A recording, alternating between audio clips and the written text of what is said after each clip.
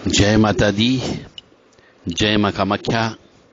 देवराधा trust Satyavani channel, ज्योतिष का रहस्यमय ज्ञान।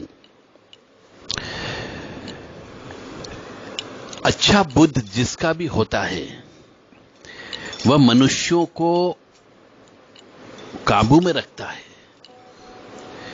और मनुष्य के साथ साथ वह जानवरों को भी काबू में रखता है।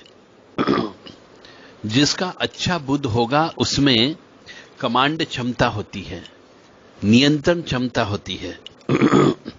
उदाहरण के लिए हम देखते हैं तो ऊंट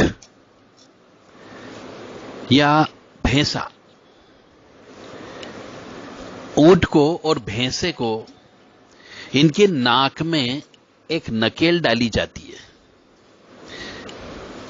तो ऊंट और भैंसा वो नकेल डाल करके मन चाहे तरीके से हम उसको चला सकते हैं। अब हम आगे गहराई में यदि जाते हैं तो ऊंट जो है वह केतु का कारक कहलाता है, क्योंकि चलने फिरने वाला है। और भैंसा चूंकि काला है तो वह शनि ग्रह का कारक माना जाता है। तो यानी बुध अच्छा हुआ, बुध यानी नकेल। तो ऊंट को बुद्ध के माध्यम से केतु को नियंत्रण कर सकते हैं और भैंसा यानी शनि को भी बुद्ध से नियंत्रित किया जा सकता है। इसलिए यह भी कह सकते हैं कि बुद्ध जो है केतु शनि को भी अच्छा कर देगा, यदि बुद्ध अच्छा है आपका तो।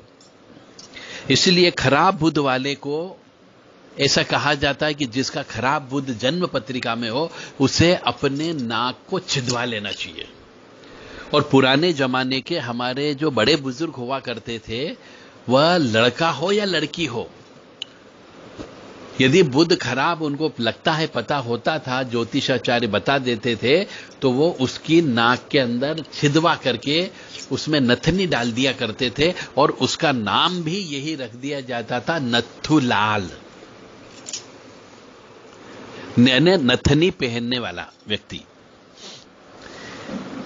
इसलिए उसका बुद्ध फिर सही हो जाता था।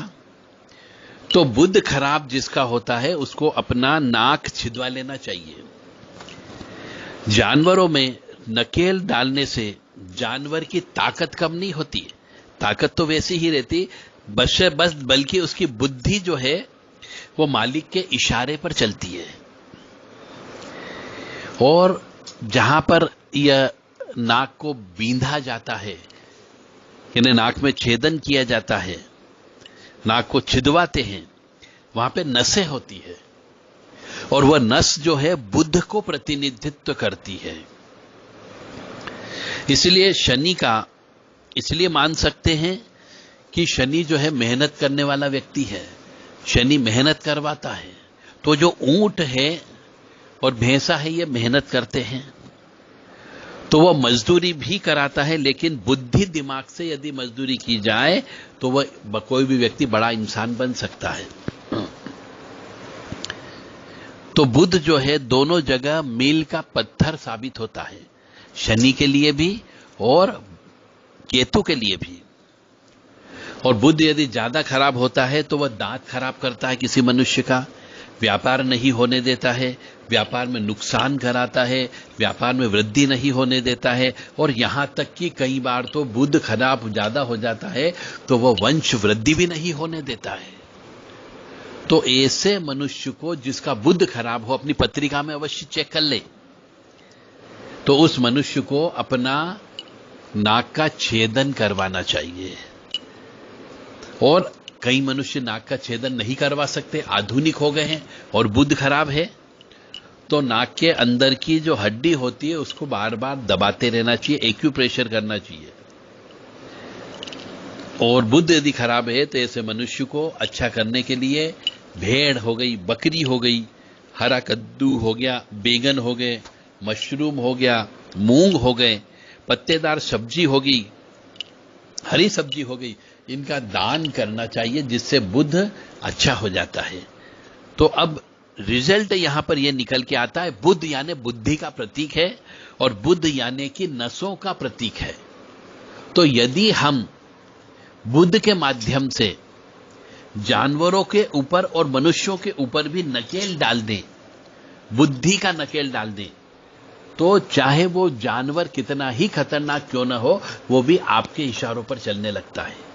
जैसा कि मैंने उदाहरण दिया कि भैंसा, अब भैंसे के नाक को भी एक नकेल डाल दी जाती है ना, नसों को काट करके नकेल डाल करके उससे रस्सी बांध दी जाती है, तो फिर वह उस मालिक के इशारे पर चलने लगता है, जबकि भैंसा बहुत ताकतवर होता है।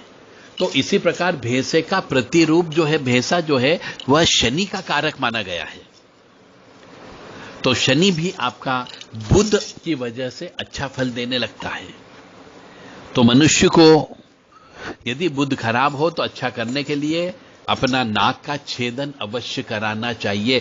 इसीलिए पुराने समय पे स्त्रियों के कर्ण छेदन कराए जाते थे, नाक का छेदन कराया जाता था, क्योंकि नाक के माध्यम से छेद होने से स्त्री का बुध खराब नहीं होता था और कर्ण छेदन होने से केतु खराब नहीं होता है। कान के ऊपर केतु का प्रभाव होता है और केतु को सूर्य से नियंत्रित किया जा सकता है, इसलिए कान में सोने के कुंडल पहने जाते हैं। यदि कोई स्त्री कान में प्लास्टिक के कुंडल पहनती है, यदि आर्टिफिशियल ज्वेलरी के कुंडल पहनती है, तो वह अपने केतु को खराब करती है और केतु खराब होने से उस स्त्री के जीवन में भटकाव की स्थिति ज्यादा आती है, तड़पन की जिंदगी ज्यादा आती है, क्योंकि केतु तड़पता है, केतु तरसाता है, क्योंकि केतु के अंदर धड़ है, सिर नहीं होता है। तो स्त्रियों को अपने कान में और नाक में सोने की चीज अवश्य धारण करना चाहिए, जिससे उसके जीवन में तड़पन कम होती है। जय माता दी, जय मां कामाख्या।